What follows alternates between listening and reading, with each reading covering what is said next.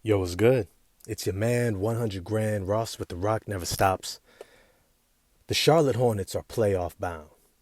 I want to dive into that in this video. If you agree, if you enjoyed the video, smash the like button for me. Hit subscribe and the bell for notifications. It'd be dope if I can get to 1,000 subs. Yeah, I hope you could be a part of that if you aren't already subscribed. Yo, the reason why I want to do this because I was watching a video on the Charlotte Hornets, kind of critic dude who was looking at this trade that somebody proposed for the Charlotte Hornets to try to sign Kristaps Porzingis. And I thought it was a stupid suggestion to bring in Kristaps Porzingis, especially when they have Mark Williams and PJ Washington already there entrenched into those center and power forward positions. But when I really started looking at this roster, I see a playoff roster. I see a genuine playoff roster. We all know things have to go right? There has to be health. Guys have to gel. But this team has a degree of continuity. They have had a degree of success. They have some set tiers already. And I think that going into this season, they're going to have the requisite talent to get them over that hump. Let me just start with the first thing that I believe is going to help them out tremendously going into this next season is they're going to have the return of two extremely important pieces to this team's puzzle. Caleb Martin, twin brother of Cody Martin with the Miami Heat, and Miles Bridges. These two individuals are going to give them a surge of physicality, toughness, and the ability to get out in transition. But also, they're going to give them a surge of energy.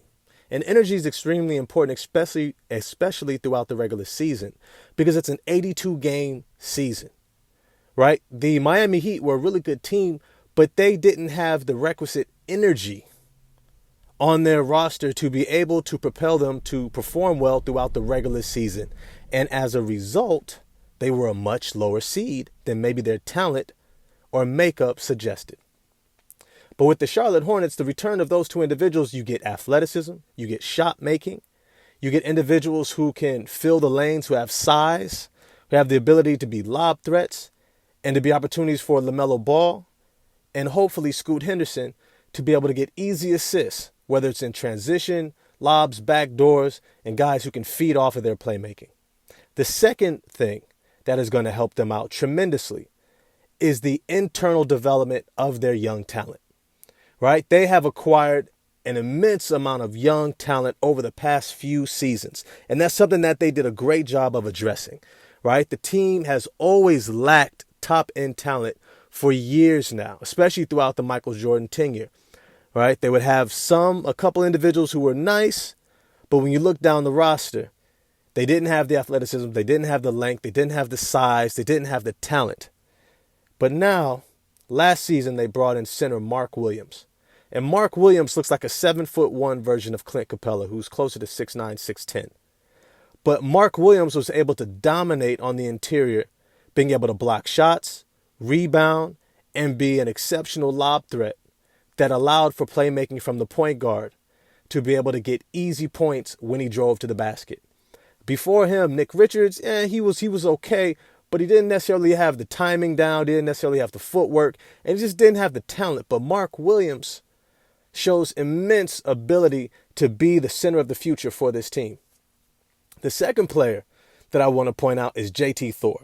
JT Thor played at Auburn with Anthony Edwards.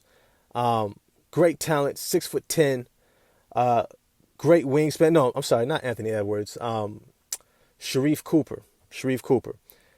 But he's a 6'10" wing who has guard skills, but has come into the league. One, he needed to get stronger. And two, he needed more experience. And what he's been able to garner under head coach Steve Clifford is kind of a blueprint for how to become a successful NBA player. If you notice, Steve Clifford has been turning him into a Jaden McDaniels for the Minnesota Timberwolves. I think it's Jaden or Jalen. I know he has a brother that's in Philly right now. Right? But JT Thor is beginning to be molded into that vein of a 3-and-D forward who has length, athleticism to cover multiple positions, and to spread the floor offensively.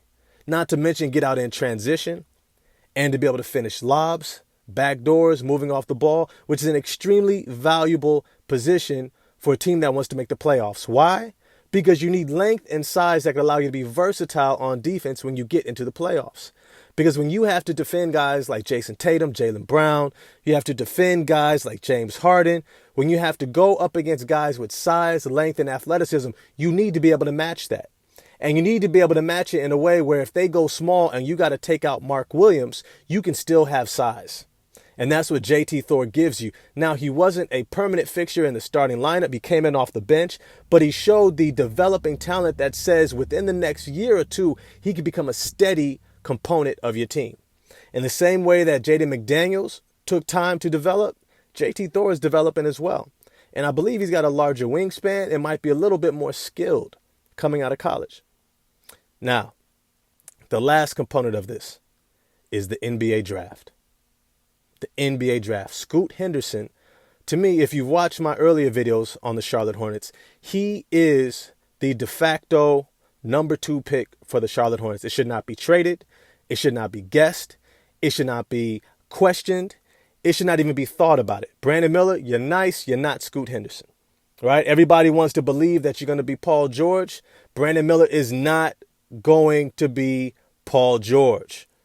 You'll probably end up closer to somebody like a Tobias Harris or a Rashard Lewis, right? He'll have some skill. He can shoot, but he's not that level of talent.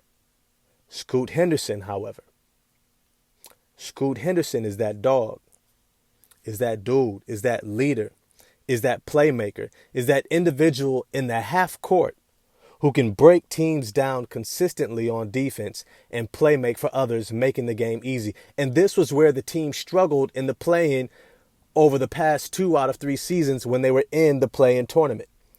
They were unable to be able to beat teams in the half court when things slowed down and they were not able to get out in transition. LaMelo Ball, for as talented as he is, that was one of his weaknesses. Miles Bridges, despite coming off of a really good season, was unable to be effective in the half court during the play-in tournament. But Scoot Henderson allows everyone to fall in place. It allows everyone to fall into natural positions.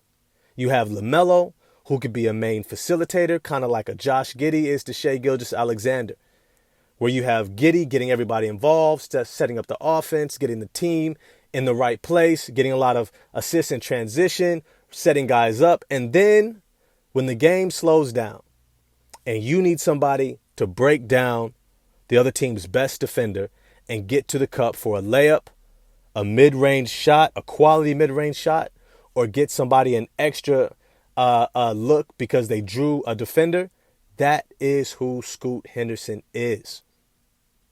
And when you have a talent like Scoot next to a talent like LaMelo who can play off him, both of them will be able to play off of each other. I don't doubt it at all. If those two are able to get their chemistry down, Miles Bridges, Gordon Hayward, Terry Rozier, Caleb Martin, Mark Williams, P.J. Washington, they all fall into place. JT Thor, Nick Richards, they all fall into place. And where they're going to land is in the playoffs. Let me know what you think. As always, holla at me in the comment section. If you agree, disagree, I'm going to get at y'all there. Like, subscribe, get me to 1,000, and I'm going to holla at y'all next time. Peace.